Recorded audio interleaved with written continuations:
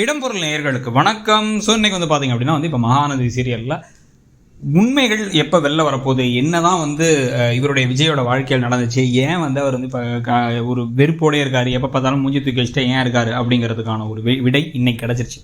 திருப்பி தாத்தாட்ட பேசிகிட்டே காவேரி உண்மையை சொல்லுங்கள், என்ன தான் ஆச்சு, அவருடைய ஒரு ஃபோட்டோ ஒன்று பார்த்தேன், அந்த ஃபோட்டோ யாருன்னு கேட்கும்பொழுது அந்த பொண்ணோட பேர் வெண்ணிலா அப்படிங்கிறாங்க.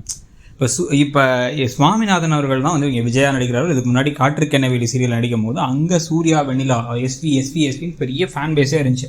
இப்போ கூட இங்கே சீரியலில் வெண்ணிலாவை கொண்டு தான் நல்லாயிருக்கும், வெண்ணிலாவை நடித்த பிரியங்கா கொண்டு தான் நல்லாயிருக்கும்லாம் சொல்லிட்டு இருந்தாங்க. கடைசியில் பார்த்தா அந்த பொண்ணு பேரே வெண்ணிலான்னு இங்கே வச்சுட்டாங்க. இவருடைய அம்மா பேரும் வெண்ணிலா தான், இந்த காதலிச்ச பொண்ணு பேரும் வெண்ணிலா தான். அவுட் ஹவுஸில் தங்கியிருந்தாங்க. பெருசாக பணம் இல்லாத குடும்பம் தான் இவங்கள மாதிரி. ஆனாலும் இவருக்கு பிடிச்சிருந்துச்சி. அப்படி ஒரு காதல், ஒரே சந்தோஷமாக சிரிப்போ ஃப்ரெண்ட்ஸோட ஜாலியாக இருந்த மனுஷன்.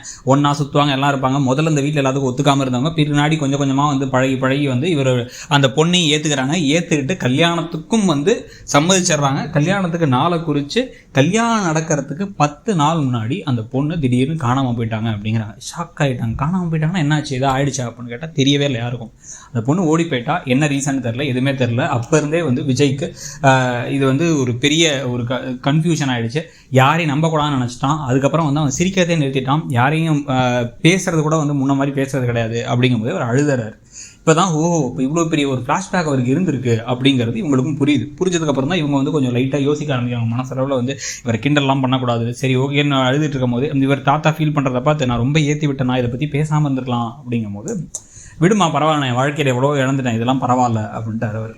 இப்போ விஜய் இறங்குறாரு. அவருக்கு நிவின் சொன்னது, பணத்தை கொடுத்துட்டு காவேரியை கொடுன்னு சொன்னதெல்லாம் யோசிச்சுட்டே வர எதுவும் பிரச்சனையா, என்னாச்சு, லேட் ஆகிடுச்சு, ஏதாவது சொல்லுங்கள், நான் வேணால் சொல்யூஷன் தரேன், இல்லை ஒரு ஆறுதல் பேசுகிறேன் அப்படின்னா எனக்கு ரெண்டும் தேவையில்லைங்கிற அறிவு அப்படின்ட்டு கோவமாக கிளம்பி போயிட்டு அந்த அவுட் ஹவுஸே பார்க்குறாரு. அவுட் ஹவுஸே பார்த்த உடனே இவங்க அங்கே போயிட்டு சில பேருக்கு இப்படி தான் ஆகும், சில நினைவுகள்லாம் வரும் அப்படின்னா, என்ன பேசுகிற, என்ன உளர்ற அப்படின்னா, இல்லை எல்லாம் தெரியும் எனக்கு அப்படின்னா, என்ன தெரியும், இல்லை உங்களோட இதில் ஒரு ஃபோட்டோ பார்த்தேன்ல உங்கள் இதில் அப்படின்னும் போது, இந்த ஃபோட்டோவை பற்றி ஏன் திருப்பி பேசி எனக்கு கடுப்பேற்றுற, அதை பற்றி பேசாத அப்படின்னு ஒரு கத்தை.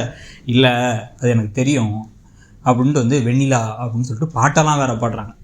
உடனே பாட்டெல்லாம் பண்ணுவோம் கடுப்பாகி, உனக்கு எப்படி தெரியும், உனக்கு யார் சொன்னா அப்படின்னா, தாத்தா தான் சொன்னார் அப்படின்னா, அந்த தாத்தாவுக்கு என்ன நினச்சிட்டு இருக்காரு, இதெல்லாம் என் உன்ட்ட சொல்கிறாரு, உனக்கு எதுக்கு இதெல்லாம் தெரியணும் அப்படிங்க. நான் ஒன்றும் உங்களை மாதிரி கிண்டல்லாம் பண்ண மாட்டேன், நீங்கள் என்னுடைய முதல் காதலை பற்றி கிண்டல் பண்ணுறீங்களா, அப்படிலாம் பண்ண மாட்டேன் அப்படி இவங்க சொல்ல, இருந்தாலும் நான் விட மாட்டேன்னு கோவமாக தாத்தாட்ட போகிறாரு. எதுக்கு உளறி வச்சிங்க எல்லாத்தையும், என்ன நினச்சிட்டு இருக்கீங்க அப்படின்னா, அவன் நைஸ் கேர்ள்டா, ஒன்றும் பண்ண மாட்டான், என்ன மனசுக்குள்ளே நீ எல்லாத்தையும் மறந்துட்டேன், இதுக்கப்புறம் நான் மாறிட்டேன் அப்படின்னா, எதுக்கு அந்த ஃபோட்டோ உள்ளே வச்சிருக்க போகிறேன் உங்கள் கப்போர்டில் அப்படின்னா, இல்லை மறக்கக்கூடாது தான் வச்சுருக்கேன் அப்படிங்கிறாரு அவர். இப்போ இந்த சமயத்தை டக்குன்னு இங்கே காவேரியும் இவர் எனக்கும் கொஞ்சம் கொடுங்கிறாரு. அவர் குடிச்சிட்டு இருக்கும்போது இவரும் குடிக்கிறாங்கிறாரு. இதெல்லாம் நல்லா இருக்கா, நல்ல பழக்கமா, இவருக்கு போய் குடிக்கிறது நீங்களும் ஊற்றி கொடுத்து அவரை கெடுக்கிறீங்க அப்படின்னா, உடனே இவன் என்ன சொல்கிறது, நான் கொடுங்க நான் குடிக்கிறேன் அப்படின்னு விஜய் குடிக்கிறார். குடிக்க ஆரம்பித்த உடனே ஒரு சிக்கனோ ஆம்லெட்டோ வந்தால் நல்லாயிருக்கும்னு சொல்ல, சரி நான் போட்டு வரேன் அப்படின்னு உள்ளார காவேரி போகிறாங்க. இவங்களே ஆம்லெட் போடுறாங்க. அப்போ அங்கே பாட்டி வேறு என்ன பண்ணுற அப்படின்னு கேட்டால், இல்லை இப்போ தான் விஜய் வந்தார், அவங்க தாத்தாவும் விஜயும் சீரியஸாக பிஸ்னஸ் டிஸ்கஷனில் இருக்காங்கன்ட்டு ஆம்லெட்டை திருப்பலான்னு பார்த்தா உடஞ்சி போன உடனே, என்னத்தை நீ எல்லாம் குடும்பம் நடத்த போறியா, இதை கூட போட தெரியல, அவங்க தலையில் தட்டி அடிச்சுட்டே போயிடுறாங்க. இவங்க உடனே இவங்க எப்படியோ திருப்பி ஒரு நல்ல ஆம்லெட்லாம் போட்டு கொண்டு போய் அவர்கிட்ட கொடுக்க, அவர் என்ன பண்ணுறாரு அப்படின்னா சாப்பிட்டு நல்லா இருக்குங்கிறாரு. அப்புறம் 2 பேரும் பாட்டெல்லாம் பாடுறாங்க அப்படின்னு பேசிகிட்டு இருக்கும்போது, பழைய காதல் நினைவுகளில் அப்படி எல்லோரும் இருக்கிறதோட இன்றைக்கி எபிசோடு முடியுது. ஸோ இன்றைக்கி எபிசோடை பற்றியும் வெண்ணிலா அப்படிங்கிற கேரக்டர் திருப்பி வரதுக்கான வாய்ப்பு இருக்கிறத பற்றியும் உங்கள் கருத்து என்னங்கிறத சொல்லுங்கள். தேங்க்யூ. இடம்பொருள் நேயர்களுக்கு வணக்கம். ஸோ இன்றைக்கி பார்த்தீங்க அப்படின்னா இப்போ மகாநதி